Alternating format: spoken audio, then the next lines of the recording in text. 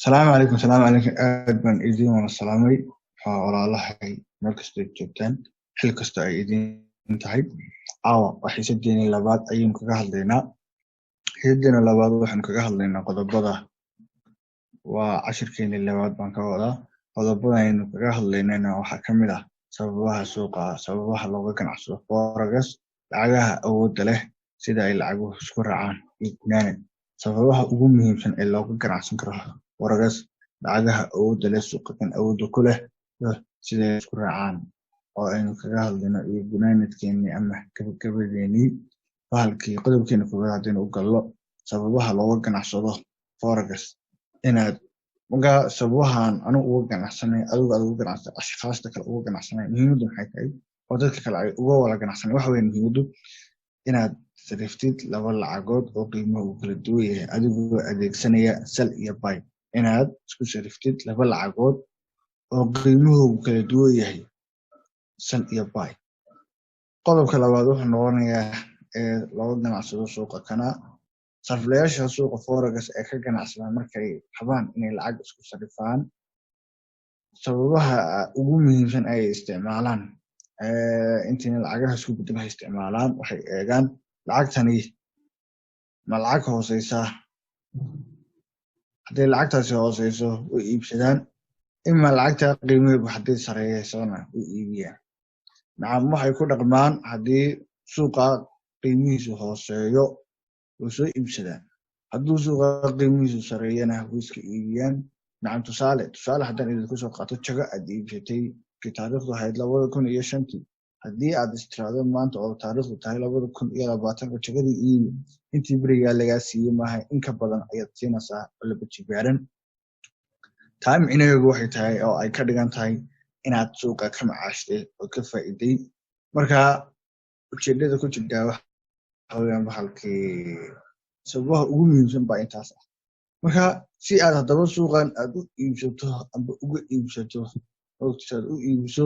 ama adigu aad wax usoo iibsato muhiimaddu waxay suuqani ma suuq hooseeya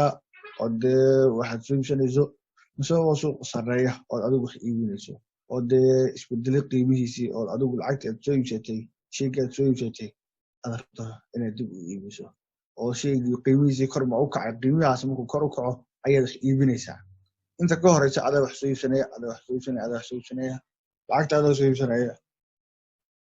markuu suuqaasi kor u kacana adaa iibinaya ayay ka dhigan tahay marka labada qodob muhiimadaas ka sheekanaya haddaynu dib ugu noqono sababaha looga ganacsado suuqa forex aniga iyo adigu aad uga ganacsanayso waxa weeyaan inaad isku sariftid laba lacagood oo qiimuhu kala duwan yahay adigoo adeegsanaya sell iyo buy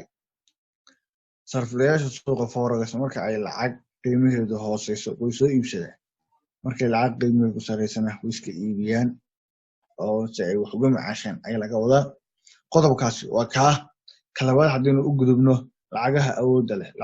awoodda leh ee suuqa kan ah lacago ayaa awood ku leh oo ku jira marka lacagaha awoodda ku leh waa 8 lacagood maxaa kamid ah USD baa kamid ah euro ka mid ah GBP baa kamid ah CHF baa kamid ah waxaa kamid ah Australian-kii baa kamid ah Canadian baa kamid ah waxaa kaloo kamid ah New Zealand iyo JPY marka 8 lacagood ee awoodda suuqa kan ku leh waa 8 lacagood inkastoo ay jiraan lacago badan oo kale laakiin 8 lacagood ee awoodda ku leh waa 8 lacagood marka waxaa la yidhaahdaa lacagaha waxa loo soo gaabiyey haddayna imika sidana lasoo gaabiyey oo USD waxa loo soo gaabiyey United States dollar euro waxa loo soo gaabiyey eurada oo lacagta Europe GBP waxa loo soo gaabiyey Great British Pound lacagta Britishka CHF waxa loo soo gaabiyey lacagta Faransiiska Australian dollar waa lacagtii Australian-ka ahayd lacagtii CAD card waa Canadian dollar NCD na waa New Zealand dollar weeyaan waxaa la yidhaahdaa GBY na waa Japanese yen lacagta Japanese-ka marka 8 lacagood iyo wixii loo soo gaabiyey suuqa waxay u isticmaalaan sidaa looma isticmaalo suuqa looma isticmaalo United States dollar lama yidhaahdo USD ba suuqa ayaa lagu soo gaabiyey waxaa kaloo lacagta euro dhammaystiran lama qoro laakiin euro intaas laga qoraa British Pound kana lacagta Britishka iyadoo dhammaystiran sidaa looma qoro waxaa loo qoraa Great British waxaa loo qoraa GBP lacagta CHF na waxaa loo qoraa Faransiiska lama wada qoray CHF taas la qoraa Australian-kana muxuu ahaa la qoraa AUD ba la qoraa marka 8 lacagood oo 8 lacagood ee suuqa kan awoodda ku leh inkastoo jiraan lacago badan oo lacagtina Soomaaliya ku jirta waad arki doontaan idin tusi doona insha Allah lacagtina way ku jirtaa ogtiin marka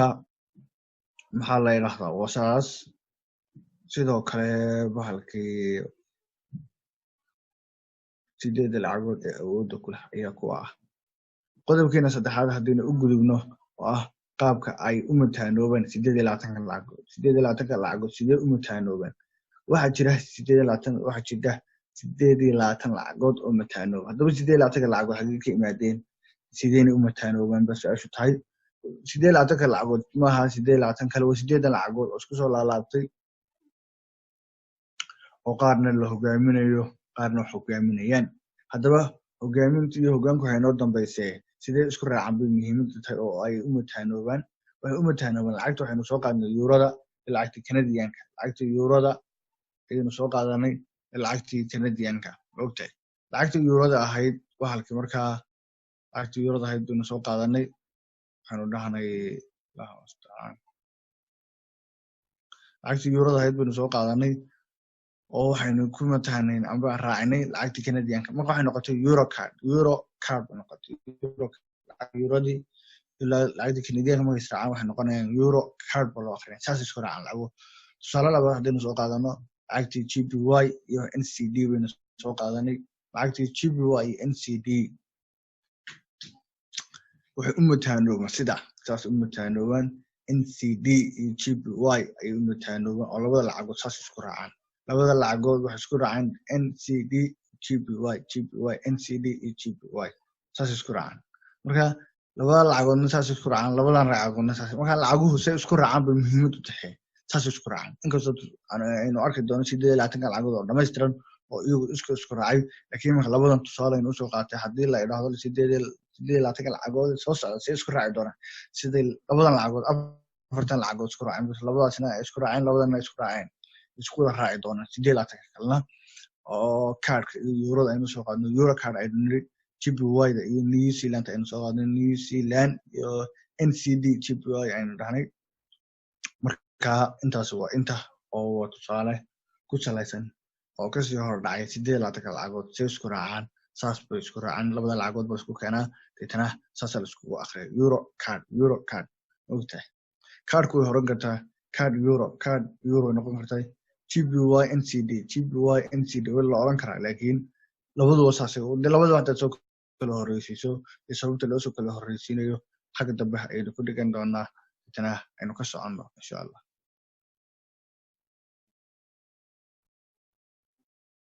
haddaba sidee ay isku raacaan 8 lacagood waxay isku raacaan sida tan lacagtii Australian-ka ahayd baynu soo qaadanay lacagtii Australian-ka ahayd maxaa soo raacay waxa raacay Australian card Australian CHF Australian GBY Australian NCD AUD USD inta kale waxaad akhrinayso Australian ma akhrinayso waxaad u akhrinaysaa AUD card AUD CHF AUD GBY AUD NCD AUD USD saas oo akhrinaysa lacagta 8 lacagood saas u mataanoobaan saas isku raacaan mootiin haddaynu sii eegno lacagta yuurada euro card euro GBY euro CHF euro AUD euro NCD euro USD euro GBP euro waxa soo raacay 7 lacagood baa soo raacay card lacagta Canadian-ka ahayd maxaa raacay waxa raacay GBY card NCD card CHF iyo card GBY iyadana intaas raacday oo ay kamid ah 8 lacagood marka saddexdaas aynu soo qaadanay wayna sii socdaan haddaynu sii wadno lacagtii GBP Great British Pound maxaa soo raacay Great British Pound waxa soo raacay GBP USD GBP GBY GBP card GBP NCD GBP AUD GBP USD GBP GBY GBP card GBP NCD GBP AUD taasina waa lacagta Great British-ka iyo lacagihii raacay lacagta New Zealand-ka maxaa soo raacay iyadana oo la mataanoobay waxa la mataanoobay oo raacay lacagta NCD GBY NCD CHF NCD card NCD USD iyadana afartaa lacagood baa raacay oo la mataanoobay oo isku meel ay marayaan oo la mataanoobay oo israacay waynu ka wadnaa oo la baaro la noqday lacagta USD haddaynu soo qaadano lacagta Mareykanka USD dollar waxa raacay card baa raacay USD JPY USD CHF marka CHF kaasi waa Francisci marka 8 lacagood saas isku raacaan oo USD wad soo qaadanaysaa saas ugu habeynaysaa ma asa tabta aan u qoray ayuu soo ugu qoray yihiin USD card bad ku arkaysaa USD CHF bad ku arkaysaa USD JPY USD NCD AUD USD bad ku arkaysaa marka saas isku raacaan lacaguhu marka bahalkii waxaa la yidhaahdaa haddaba lacaguhu markay israacayaan waxa jira bahalkii waxaa la yidhaahdaa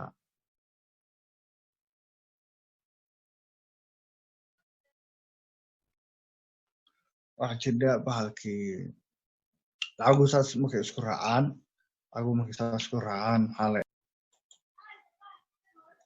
marka 8 lacagood markay sidaa isku raacaan aynu sidaa tusaalaha ugu soo qaadanay iyagoo tusaalaha kuwaas marka sidaa markay isku soo raacaan ay labada lacagood sidaa usoo mataanoobaan ay saa u kala horeeyaan saa isku soo raacaan ayaa iyagoo dhammaystiran waniga xaggan ku qaadanay oo Australianka ugu horeyso lacagta Eurada ugu horeyso lacagta Canadianka ugu horeyso lacagtii bahalkii GBP ugu horeyso lacagtii NCD ugu horeyso lacagtii USD ay hoggaanka 8 lacagood 8 lacagood ee hoggaanka ay u qabtaan marka waxay tan u horeysay maxay u dambeysay ogtahay ugu badan ee la isweydiinayo waxay tan ugu soo horeynaysaa iyo awooddaas siiyey sababtoo tan kale u hogaaminaysaa maxay tahay marka iminkeenu ka jawaabeynaa muhiimaddu waxay tahay iminka qaybta aan ku qoray Ferestiga qaybta aan ku qoray oo bahalkii waxaa la yidhaahdaa hogaamiyayaashii qaybta Ferestiga qaybta taagan joogtada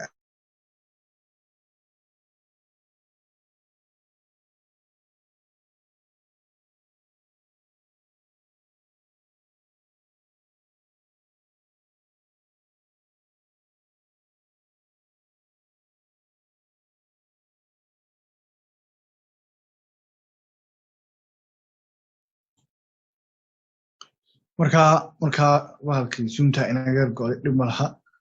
marka waxaa la yidhaahdaa sidee ayay lacagahan u kala horeeyaan waxaa jirta adduunkan waxa jira bahalkii hoggaan iyo hogaami nin qof wax hogaaminaya iyo qof la hogaaminayo shay wax hogaaminaya mid kale la hogaaminayo hogaamiye iyo la hogaamiye ayaa jira hogaamiyaashu qoladan haddaynu lacagahan u nimadno hogaamiyaashu waa intaas oo qolada wax hogaaminaysa leenka ku jirta hogaamiyaashu waa kuwaas kuwa la hogaaminayana waa kuwa sare ee xagga sare yaalla hadda arkaysaan kuwa xagga sare yaalla bahalkii waxaa la yidhaahdaa waa kuwa sare kuwa wax hogaaminayana waa kuwa taagan kuwa hogaaminayana waa kuwa taagan deetana waxaa la yidhaahdaa waa saas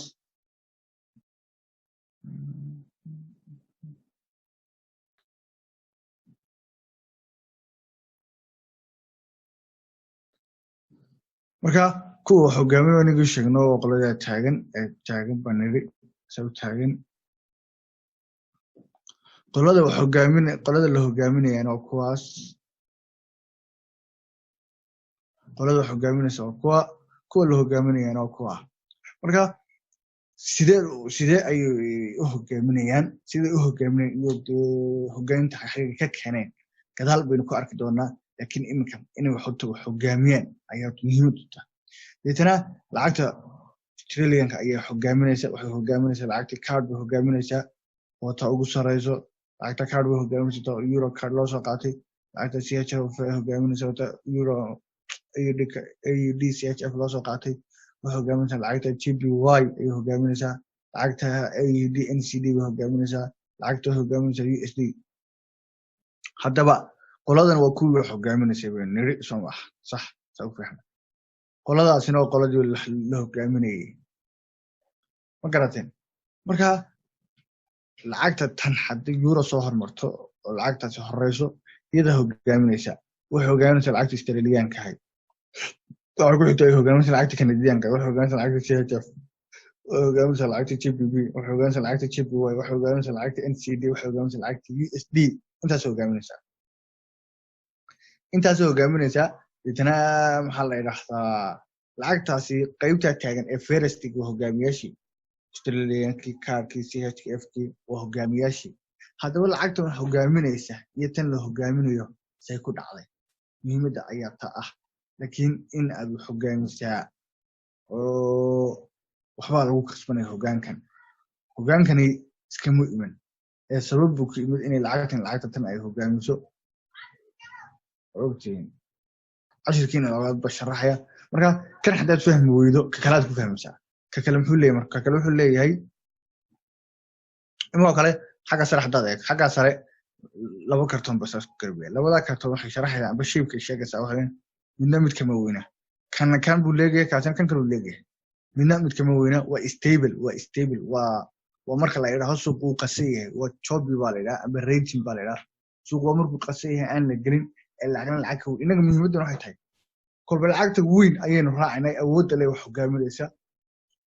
ayaynu raacinaa iyagu kale bahalkii bogoska labada bogos kaasina uu yahay kaasina uu yahay wada aragtaan ka hor hadduu yahay suuqaas waa buy ima ka hor hadduu yar yahay oo ka dambe uu yahay suuqaas waa sell soo fahmo qaacidadu markaa waxay sheegaysaa ka hor hadduu yahay suuqaas waa buy ka dambe hadduu yahay suuqaas waa sell haddaba hogaanka lagu sheegaya maaha wax weyn maaha waxa weeyaan lacagta tan ayaa horeysa lacagta imika bogoskaas horeeya bogoskaas wuxuu ka weeyay bogoska kale marka weeyay marka isaga miisaanka ugu badnayd qaatay lacagteeda maxay raacday lacagtii weyneed bay raacday oo kor baa loo dalacay oo laga awood weynay marka hogaanka waxa haya bogoska buluug ah kala hogaaminayana waa bogoska akhtarka waa laga awood weynaaday oo laga awood batay marka haddii qaacidada jirta waxa weeyaan waxa jirta qaacidada hadday tahay in bogoska hore hadduu weyn yahay oo ka dambana yar yahay suuqaasi waa buy soo fahma bogoska hore hadduu yar yahay oo ka dambana weyn yahay lacagtaasi amba suuqaasi waa sell iyadoo lacag aynu tusaale soo qaadano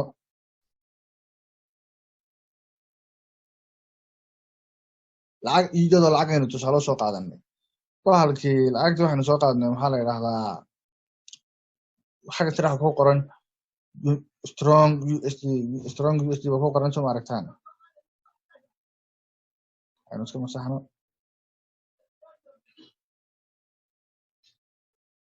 xagga sare waxa ku qoran strong USD inuu kale USD ayaa wax hogaaminaysa hogaanka say ku heshay waxay hogaanka ku heshay markan iyada ka weyn waxay ka weyn tahay lacagta Canadian-kii aniga idin laha bogoska hore hadduu yahay lacagtaas waa buy markana waxay hogaaminaysaa lacagtii eurodii way hogaaminaysaa oo bogoska dambe weyn lacagtaasina waa sell bay marna ku hogaaminaysaa marna buy bay ku hogaaminaysaa suuqa jihadiisa waxa uu maamula lacagta awoodda ku leh ayaa lacagta kala hogaamisa marka inaad awood ku lahaato tusaalaha bogoskaas kugu baa bogoska hore hadduu ka hore weyn yahay oo lacagta labada tahor imika wax israaco kale USD card lacagtii Mareykanka iyo lacagtii Canadian-ka israacay etana waxaa la yiraahdaa markay israacay saas ku raacday USD iyo lacagtii maxaa la yiraahdaa USD iyo lacagtii Canadian markay saas ku raaceen ayaa bogoska hore weyn ma ogtahay marka bogoska hore waxa leh lacagtii USD baa leh lacagta dambe waxa weyn waa Canadian bogoska akhtarka waxa leh lacagta Canadian-ka leh marka waxay cadeynaysaa bogoska hore haddii lacagta hore ay tahay oo bogoska hore weyn yahay amba lacagta hore ay awood weyn tahay ta dambe iyada hogaaminaysa ta dambe la hogaaminaya ta hore wax hogaaminaysa ima hadduu bogoska hore yar yahay sida euradaas oo kale oo lacagta USD yar ka weyn tahay ka hore suuqaasi waa sell qaacidada saxda waxay tahay suuqa kan lagaga shaqeysto si aad u fahanto suuqaasi ma sell ba mise waa buy kiiba ku awood leh muhiimadu kaliya ta bogoska soo kaga xidhay labada lacagood ee aynu soo sheegnay ee israaca sida USD iyo CAD oo israacay haddii lacagta hore aad aragto suuqaas waa inuu kor u socdo oo buy yahay waxay caddaynaysaa inay lacagta hore awood weyn tahay oo suuqa maanta wax la iska iibinayo aan waxba la iibsanayn imaa haddii lacagta sida yuurada iyo USD-da bogoska dambe way yahay oo bogoska dambe suuqaasi uu sal yahay suuq hoos u socda aad aragto lacagta maanta waxba la iibsanaya ee waa sal oo lacagta dambe awood ay ka dhigantay inay USD soo horeyso oo awoodda ay yeelato haba soo horeyse awoodda waxa siiyey iyadaa waxay ka awood weynaatay lacagta US kaarkaasi ka awood weynaatay oo lacagta kala diyaalkii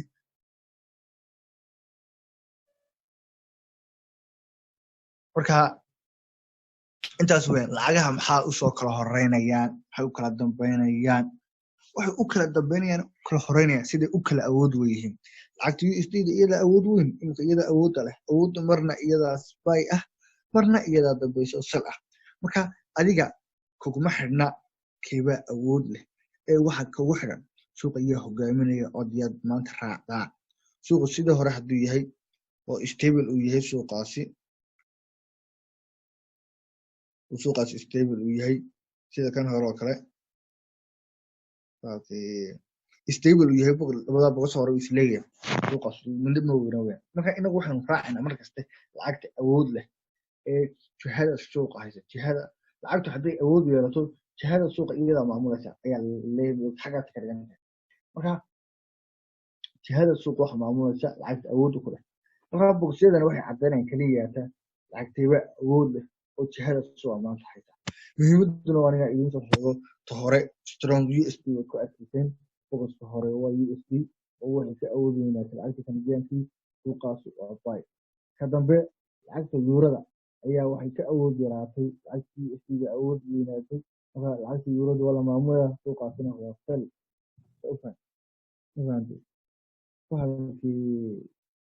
haddaynu u nimaadno kan kale wuxuu sheegayaa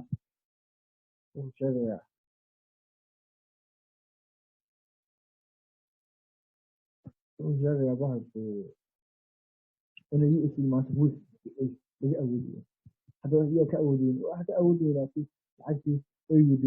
lacagtii Australian ka awood weynaatay suuqaas markuu ka awood weynaatay aragto suuqaas inuu kor u socdo jihadiisa kor ay tahay sidaa u socdo kor u socdo suuqaas oo buy imaa haddii laga awood weynaado soo hormarto oo laga awood weynaado sidii way ka awood weynaato suuqii kor u socdo saasa ahaa abaarso isagoo soo dhacdhacay hoos u soo socda suuqaasi waa sal bay ka dhigantay waa sal suuqaasi wuxuu aadayaa hoos oo waxba la iibsanayaa marka muhiimadda waxay tahay labada cagood keeba awood adigu intaa ka tagista keeba awoodda waxa ku tusaya ee awoodda leh labada lacagood wala socda sida AUD iyo USD waxa ku tusaya suuqa ayaa ku tusaya suuqa hadduu kor u socdo oo kor uu socdo ana idin tusi doona si live muxuu ahaa labada suuq ka kor u socda ayaa awoodda leh ka kor u socda ayaa awoodda leh ka hoos u socdaana waa ka dambe laba lacagood way soo raaceen badanaa laba lacagood way soo raaceen tusaale waxa kasoo qaado waxay soo raacay AUD iyo USD lacagta Australian-ka iyo lacagta dollarka waxaad aragtay suuqa kor u socda boqoskeena hore wuxuu sheegay haddii boqoska hore awood weyn yahay ay lacagta hore awood weyn tahay oo lacagta hore ay Australian USD Australian soo horeeyo oo USD dambayso Australian ayaa suuqa awood ku leh waayo suuqa waa kor u socda weeyaan imaa USD haddii awood weyn tahay suuqaasi USD awood ku leh oo iyada hogaaminayso oo boqoskii dambe ayaa weyn oo kii hore yar suuqaasina waa sell wayna sidaa usoo sheegnay moogti marka muhiimadda ku jirta intaasa wuxuu ahaa lacagaha hoose u kala horeynaya maxaa soo kala horeysinaya awoodda ayay ku xidhantay awoodda suuqa yaa suuqan hogaaminaya awoodda leh muhiimadda ayaa intaa ah insha allah inaad intaa fahanteen ayay la tahay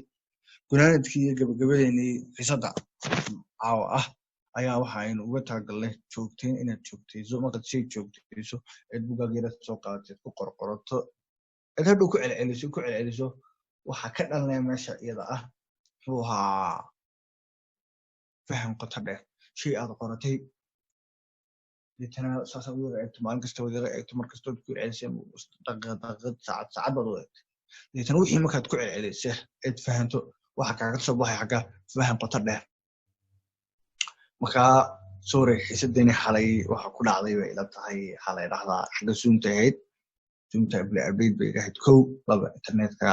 ka ciladaysnaa bay ila tahay saddex computerka sidii aan maalintii soo galaysay Jimco afartii aan u shiday aroornimo intii aan la adimin salaadii subax yaan shiday wallahi sidii shida u shidan bad idinkuna soo gasheen marka